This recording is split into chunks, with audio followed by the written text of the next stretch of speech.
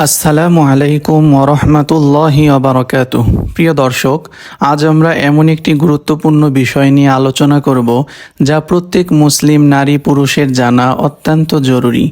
বিষয়টি হলো মাহরাম ও গায়রে মাহরাম কারা, ইসলামে এদের বিধান কি। অনেক মানুষ না জানার কারণে পর্দার বিধান লঙ্ঘন করেন। তাই আসুন কুরআন ও সহিহ হাদিসের আলোকে বিষয়টি জেনে নেই। মাহরাম বলতে কি বোঝায়?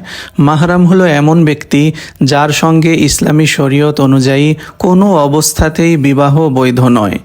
তাদের সামনে নারীর পর্দার বিধান গায়রে মাহরামের মতো কঠোর নয়, তবে শালীনতা ও ইসলামী আদব আখলাক অবশ্যই বজায় রাখতে হবে।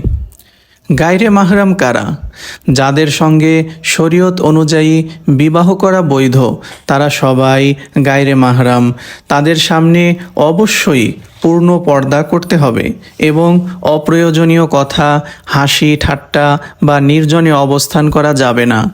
কোরআনের দলিল, আল্লাহ তাআলা বলেন, ওয়ালা ইউবদিনা জিনাতাহুন্না ইল্লা লিবুউলাতিহিন্না আও আবাইহিন্না ইলা আখিরিল আয়া।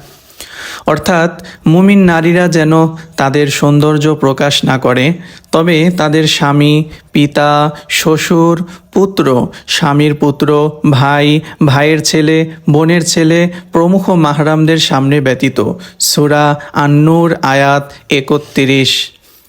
মাহরাম কত প্রকার? মাহরাম মূলত ৩ প্রকার। রক্তের সম্পর্কের মাহরাম ৭ জন। আল্লাহ তাআলা সূরা আন-নিসা ২৩ নম্বর আয়াতে উল্লেখ করেছেন, মা, দাদি ও নানি, মেয়ে, নাতনি, বোন, ফুপু, খালা, ভাইয়ের মেয়ে, বোনের মেয়ে। দ্বিতীয়ত, দুধ সম্পর্কের মাহরাম। রাসূল সাল্লাল্লাহু আলাইহি ওয়াসাল্লাম বলেছেন, ইয়াহরুমু মিনার রদাই মা ইয়াহরুমু মিনান নাসাবি। অর্থ, দুধ পান করার কারণে সেই সব সম্পর্ক হারাম হয় যা বংশগত কারণে হারাম হয়। সহিহ আল বুখারী। যেমন দুধ মা, দুধ বাবা, দুধ ভাই, দুধ বোন, দুধ খালা, দুধ ফুপু ইত্যাদি। ৩. বৈবাহিক সম্পর্কের মাহরাম। শাশুড়ি, সৎ মেয়ে, পুত্রবধূ, সৎ মা।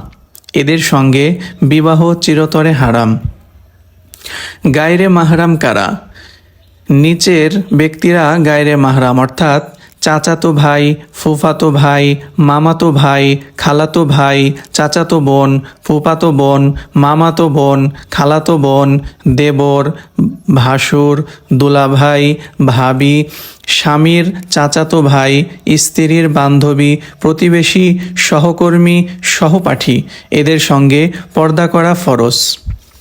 গুরুত্বপূর্ণ হাদিস, রাসূল সাল্লাল্লাহু আলাইহি ওয়াসাল্লাম বলেছেন, ইয়াকুম ওয়াদ-দুখুল আলান নিসাই। অর্থাৎ নারীদের কাছে গায়রে মাহরাম পুরুষের প্রবেশ করা থেকে বিরত থাকো। অর্থাৎ নারীদের কাছে গায়রে মাহরাম পুরুষরা যেন আসা যাওয়া না করে, দেখা সাক্ষাৎ না করে।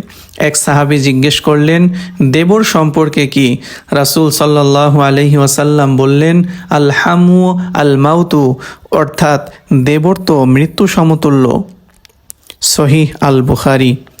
গায়রে মাহরামের সঙ্গে ইসলামের বিধান। পর্দা করা ফরজ, নির্জনে থাকা হারাম।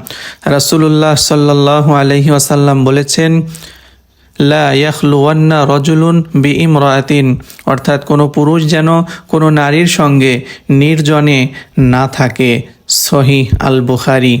চোখের হেফাজত। আল্লাহ তাআলা বলেন, কুল্লিল মুমিনিনা ইয়াগুদ্দু মিন আবসারিহিম। অর্থাৎ মুমিন পুরুষদের বলুন তারা যেন তাদের দৃষ্টি সংযত রাখে। সূরা আন-নূর আয়াত ৩০। পরের আয়াতে মুমিন নারীদেরও একই নির্দেশ দেওয়া হয়। আমাদের করণীয়, আল্লাহর বিধান মেনে চলা, গায়রে মাহরামের সঙ্গে অপ্রয়োজনীয় মেলামেশা বর্জন করা, পর্দা ও শালীনতা রক্ষা করা, সন্তানদের ছোটবেলা থেকেই মাহরাম গায়রে মাহরামের শিক্ষা দেয়া, পরিবারে ইসলামী পরিবেশ গড়ে তোলা। প্রিয় দর্শক, মাহরাম ও গায়রে মাহরামের বিধান জানা প্রতিটি মুসলিমের জন্য অত্যন্ত গুরুত্বপূর্ণ। এই বিধান মানার মধ্যেই রয়েছে আমাদের ঈমান, পবিত্রতা এবং পারিবারিক নিরাপত্তা। আল্লাহ তাআলা আমাদের সবাইকে কুরআন ও সুন্নাহ অনুযায়ী জীবন পরিচালনার তৌফিক দান করুন, আমিন। ভিডিওটি ভালো লাগলে লাইক, কমেন্ট ও শেয়ার করুন। ইসলামী জ্ঞান ছড়িয়ে দিতে আপনার একটি শেয়ারও হতে পারে সদকায়ে জারিয়ার মাধ্যম। সকলেই ভালো থাকবেন। আসসালামু আলাইকুম ওয়া রাহমাতুল্লাহি ওয়া বারাকাতুহু।